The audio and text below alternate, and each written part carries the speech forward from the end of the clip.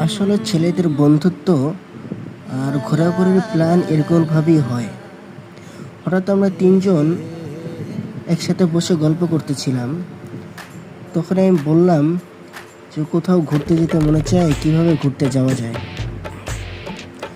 তখন আরেকজন বলল, "চলো আমি হুন্ডা ম্যানেজ করে দেবো।" আমি বললাম, "আলহামদুলিল্লাহ ভালোই তো। আপনি যদি হুন্ডা ম্যানেজ করে দেন, আমি তাহলে টাকা ম্যানেজ করে দেবো। তাহলে চলেন বের হয়ে যাই, যেদিকে ২ চোখ যায়।"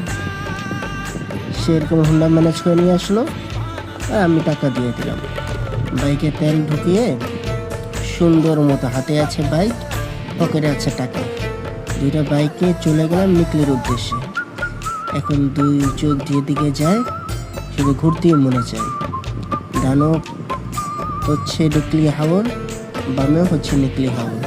এই অপরূপ সৌন্দর্য দেখে যেন দুনিয়ার সকল ক্লান্তি মুছে গেল।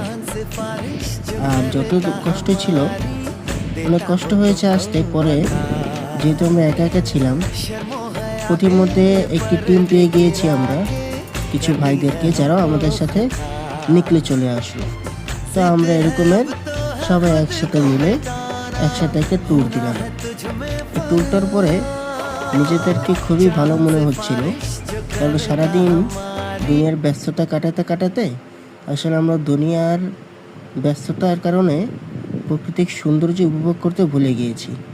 তাই কিছু সময় নিজেকে দিয়ে প্রকৃতিকে খুঁজে বের করা, এটা হচ্ছে নিজের মনের আনন্দ।